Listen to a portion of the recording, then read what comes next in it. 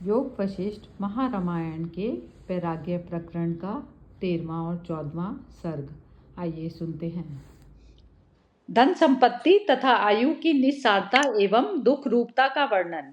श्री रामचंद्र जी कहते हैं, मुने, यह लक्ष्मी, यह धन संपत्ति संसार में यदि स्थिर होकर रहे तो बहुत से सुखों के साधनभूत होने के कारण यह सबसे उत्कृष्ट वस्तु है। यह मूढ़ मनुष्यों की ही कल्पना है।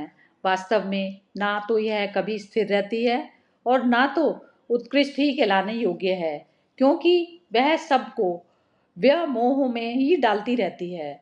विषयों की भांति वह भी निश्चय ही अनर्थ की प्राप्ति कराने वाली है। जैसे नदी से असंख्य चंचल तरंगे प्रकट होती और वायु की सहायता से बढ़ती रहती हैं, उसी प्रकार इस श्री अथवा संपत्ति से बहुत सी चिंता रूपिणी पुत्रियां उत्पन्न होती हैं और विविध दुचेष्टाओं द्वारा वृद्धि को प्राप्त होती रहती हैं। यह संपत्ति शास्त्रोक्त सदाचार से रहित पुरुष को पाकर इधर उधर दौड़ती रहती है, कहीं एक जगह पैर जमाकर स्थिर नहीं रहती। यह मूढ़ संपत्ति किसी गुणवान पुरुष के द्वारा बड़े दुख से उपार्जित होने पर भी प्रायः उसके उपभोग में नहीं आती और राजाओं की प्रकृति के समान गुण अवगुण का विचार किए बिना ही जो कोई भी अपने पास रहता है उसी का अवलंबन कर लेती है। लोग तभी तक अपने और पराये जनों के प्रति शीतल मृदुल दया उदारता और स्नेह आदि से संपन्न बने रहते हैं, जब तक कि वे प्रबल वायु के वेग से बर्फ की भांति धन संपत्ति के द्वारा कठोर एवं दुस्सह नहीं बना दिए जाते। जैसे मुट्ठी भर धूल मणियों को मलिन कर देती है, उसी प्रकार धन संपत्ति ने बड़े बड़े विद्वान, शूरवीर, कृतज्ञ, सुंदर और कोमल स्वभाव वाले पुरुषों को भी मलिन कर कलंकित कर दिया है। भगवान, धन संपत्ति सुख देने के लिए नहीं, दुख देने के लिए ही बढ़ती है। जैसे विष की बेल सुरक्षित रखी जाए तो वह मौत ही देती है, उसी प्रकार धन संपत्ति की रक्षा करने पर भी वह विनाश का ही कारण होती है। जो धन संपत्ति से युक्त होकर भी जनता की निंदा का पात्र ना हो, शूरवीर होकर भी अपने ही मुंह से अपनी बड़ा चढ़ाकर प्रशंसा ना करता हो तथा स्वामी होकर भी समस्त सेवकों अथवा प्रजाजनों पर समान दृष्टि रखता हो, ये 3 तरह के पुरुष संसार में दुर्लभ हैं। यह धन संपत्ति दुख रूपी सर्पों के रहने के लिए भयंकर और दुर्गम गुफा है तथा महान मोह रूपी गजराजों के निवास के लिए विंध्याचल की विशाल तटभूमि है। अर्थात यह महान दुख देने वाली और महान मोह से आवृत करने वाली है। सत्कर्म रूपी कमलों को संकुचित करने के लिए यह रात्रि के समान है। दुख रूपी कुमुदों के विकास के लिए चांदनी का काम करने वाली है तथा उत्तम दृष्टि रूपी दीपक को बुझाने के लिए वायु के तुल्य है। धन संपत्ति भय और भ्रांति रूपी बादलों की उत्पत्ति तथा वृद्धि करने वाली है। विषाद रूपी विष को बढ़ाने वाली है। विकल्प संशय रूपी खेती के उपज के लिए क्यारी के समान है तथा खेद या कष्ट प्रदान करने के लिए भयंकर सर्पिणी के तुल्य है। वैराग्य रूपी लताओं को नष्ट करने के लिए ओले के समान है। काम आदि मनोविकार रूपी उल्लुओं को सबल बनाने के लिए अंधेरी रात्रि के समान है। विवेक रूपी चंद्रमा को ग्रस्त करने के लिए राहु की दाढ़ है और सौजन्य रूपी कमल को संकुचित करने के लिए चंद्रमा की चांदनी है। इतना ही नहीं, यह इंद्रधनुष के समान क्षण स्थायी विविध रंगों के कारण मनोहर जान पड़ती है तथा बिजली के समान चपल एवं उत्पन्न होते ही नष्ट हो जाने वाली है। प्राय जड़ ही इसके आश्रय है। यह एक रूप से कहीं क्षणभर भी नहीं ठहरती। पानी की लहर और दीपक की लौ के समान चंचल है तथा जिन्हें जानना अत्यंत कठिन है, ऐसी असंख्य दुर्दशाओं की प्राप्ति कराने वाली है। यह धन संपत्ति मनोरम होने के कारण चित्तवृत्ति को अपनी ओर खींच लेती है। प्राय अनर्थकारी कर्मों से इसकी प्राप्ति होती है और प्राप्त होकर भी यह क्षण भर में नष्ट होने वाली है। मुने, जीव की आयु पत्ते के सिरे पर लटकते हुए जल बिंदु के समान अस्थिर है। वह उन्मत्त के समान असमय ही इस कुत्सित शरीर को छोड़कर चल देती है। जिनका चित्त विषय रूपी विषधर सर्पों के संसर्ग से सर्वथा जर्जर हो गया है और जिनमें पूर्ण आत्मा विवेक का अभाव है, उन लोगों की आयु उन्हें कलेश देने वाली ही है। जो जानने योग्य वस्तु पर ब्रह्म परमात्मा को जान चुके हैं और उस अपरिचिन्न ब्रह्म पद में प्रतिष्ठित हैं, ऐसे महापुरुषों की आयु, लाभ हानि, सुख दुख में चित्त को समान भाव से सुस्थिर रखने वाली होने के कारण सुखदायिनी है। महर्षि, हम लोग नपे तुले आकाश वाले शरीर में ही यह आत्मा है, ऐसा निश्चय किए बैठे हैं। अतः संसार रूपी मेघ में बिजली के समान चमक कर विलुप्त हो जाने वाली इस क्षणभंगुर आयु में हम सुखी नहीं हैं। शरद ऋतु के छिटपुट बादल, तेल रहित दीपक और जल की तरंग के समान चंचल आयु गई हुई ही देखी जाती है। तरंग को जल आदि में प्रतिबिंबित, चंद्रमा को, विद्युत पुंज को और आकाश कमल को हाथ से पकड़ने का तो मैं विश्वास रख सकता हूँ, परंतु इस अस्थिर आयु पर मेरा कोई भरोसा नहीं है। असंभव बातें ही भले ही संभव हो जाएं, पर आयु को पकड़े रखना असंभव है। जैसे खच्चरी दुख भोगने के लिए ही गर्भ धारण की इच्छा करती है, उसी प्रकार जिसका मन विश्रांत तृष्णाओं से अत्यंत उपरत नहीं है, ऐसा मूर्ख मनुष्य कष्ट उठाने के लिए व्यर्थ आयु का विस्तार चाहता है। ब्रह्मन, इस संसार चक्र में जो देह रूपी लता है, यह सृष्टि रूपी समुद्र के जल का विकारभूत फेन ही है, क्योंकि उसी के समान अत्यंत अस्थिर है। अतः इसमें अधिक काल तक जीवित रहना मुझे अच्छा नहीं लगता। वास्तव में वही जीवन उत्तम जीवन कहलाता है, जिससे अवश्य पाने योग्य वस्तु पर परमात्म ज्ञान की प्राप्ति होती है, जिससे फिर शोक नहीं करना पड़ता और जो परम निर्वाण रूप सुख का स्थान है। यों तो वृक्ष भी जीते हैं, पशु पक्षी भी जीवित रहते हैं, परंतु वास्तव में उसी पुरुष का जीवन सफल है जिसका मन मनन के द्वारा जीवित ना रहे, अमनीय भाव दशा को प्राप्त हो जाए।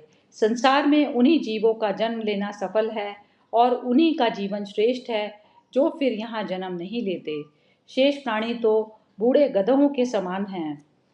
जैसे गधे अधिक काल तक जीने पर भी उत्तम जीवन नहीं बिताते, उसी प्रकार उन प्राणियों का भी जीवन है जो इस अपवित्र देह को ही आत्मा बन बैठे हैं। अविवेकी मनुष्य के लिए शास्त्रों का अध्ययन भाररूपी है। रागी विषय आसक्त पुरुष के लिए तत्व ज्ञान भार है, अशांत मनुष्य के लिए मन भार है, तथा जो आत्मज्ञान से शून्य है उसके लिए शरीर भार है। जिसकी बुद्धि दूषित है उस पुरुष के लिए रूप, आयु, मन, बुद्धि, अहंकार तथा चेष्टा, ये सब के सब उसी प्रकार के दुखदायक हैं जैसे बोझे ढोने वाले मनुष्य के लिए उसके सिर का बोझ कष्टदायक है। आयु कठोर परिश्रम एवं सुदृढ़ कष्ट को ही देने वाली है।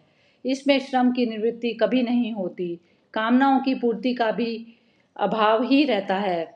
यह आपत्तियों का परम आश्रय और रोग रूपी पक्षियों का घोंसला है। जैसे बिल में विश्राम करने वाले तथा विष के द्वारा संताप देने वाले भयंकर सर्प वन की वायु का पान करते हैं, उसी प्रकार शरीर रूपी बिल में रहकर विष तुल्य दाह पैदा करने वाले भीषण रोग रूपी सर्प जीव की आयु का पान करते हैं।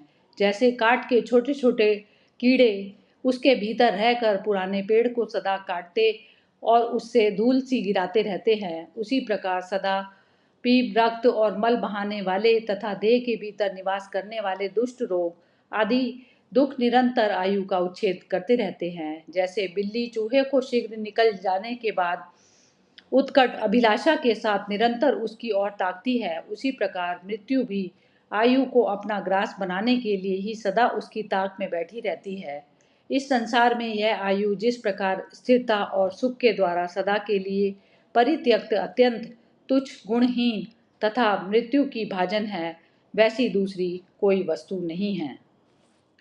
इस योग वशिष्ठ के इस अध्याय में लक्ष्मी जी का ही पूरा वर्णन किया गया है। उसमें ये बताया है कि लक्ष्मी जितनी हम मानते हैं कि हमारे पास बहुत पैसा हो जाए, बहुत ये हो जाए तो हम ये सुख भोग लेंगे, वो सुख भोग लेंगे, लेकिन इसमें लक्ष्मी का बिल्कुल निरर्थक ही बताया गया है कि लक्ष्मी अगर हमारे पास, मतलब अगर धन हमारे पास आता है तो वो हमारे जितने भी हमारे विषय भोग हैं, काम वासना है, और जितने भी हमारे चरित्र में जितने भी हमारे अवगुण आते हैं उन सबको बढ़ाने वाली ही है। अहंकार आ जाता है, राजाओं तक को भी, हर जिस भी जीव के पास अगर लक्ष्मी ज्यादा आती है तो वो भोग विलास को बढ़ाने के लिए ही होती है। और लक्ष्मी हमेशा चंचल होती है, वो किसी के पास टिकती नहीं है। लेकिन इंसान इस कोशिश में हमेशा लगा रहता है कि ये लक्ष्मी मेरे पास स्थिर रहे, और उसका पेट उससे कभी नहीं भरता।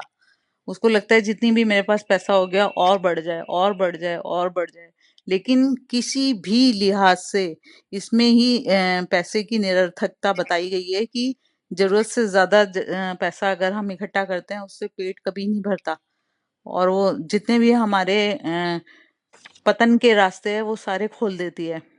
और रिश्तेदारों को रिश्तेदार नहीं समझता इंसान, ज्यादा पैसा आने के बाद इतना मद में चूर हो जाता है वो। और लक्ष्मी जिसके पास भी आती है वो भेद नहीं करती कि ये सद्गुण पुरुष है या ये विलासी जीव है या ये बुरा इंसान है। लक्ष्मी हर किसी के पास चली जाती है, और वो किसी भी तरीके से, चाहे उसको सद्मार्ग से कमाता है चाहे बुरे रास्ते से कमाता है, लक्ष्मी उसके पास चली जाती है। तो इसमें योग वशिष्ठ में इस चीज का बहुत अच्छे से वर्णन किया गया है कि ये हमने भी पहली बार ही इतना ज्यादा सुना है कि लक्ष्मी की बिल्कुल निरर्थकता जिस तरीके से इसमें बताई है वो वाकई ही सुनने लायक है। और फिर उसके बाद थोड़ा योग वशिष्ठ में ये चैप्टर फिर थोड़ा सा इन्होंने चेंज किया है। उसमें ये बताते हैं कि मनुष्य जन्म है, उसमें आयु, तुम अगर सांप की तरह से या क्रोकोडाइल की तरह से हजारों वर्षों की तुम्हारी आयु हो जाए और तुम कुछ भी ईश्वर की ब्रह्म की प्राप्ति के लिए कुछ भी योजना नहीं करे, तो वो तुम्हारी जो आयु है वो बिल्कुल बेकार है, बिल्कुल बेकार है। तुम जिस तरीके से लकड़ी में कीड़े काटते रहते हैं, ऐसे ही हमारे शरीर में जैसे वात पित्त ये सब जो रोग होते हैं, ये धीरे धीरे करके हमारी सारी आयु को क्षीण करते रहते हैं। और विषैले जानवरों की तरह से हमारे शरीर में इतने रोग होते हैं जो सारा टाइम हमारी आयु को क्षीण करते रहते हैं, और वो हमें मालूम भी नहीं चलता कि कैसे धीरे धीरे करके हमारा शरीर मृत्यु की गोद में जा रहा है।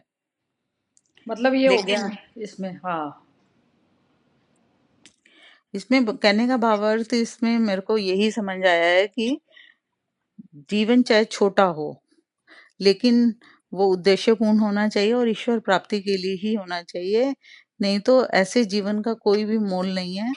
चाहे वो कितना भी बड़ा आयु हो तुम्हारी, 100 हो, 200 हो, 50 हो, उस जीवन का कोई मोल नहीं है। आयु चाहे तुम्हारी 20 ही वर्ष हो बेशक, लेकिन अगर उसमें तुम्हारे अंदर इतना सत्य को पाने का बोध है तो वही जीवन तुम्हारा बस सार्थक है। अदरवाइज तुम वही पशुओं की तरह से जीवन व्यतीत कर रहे हो।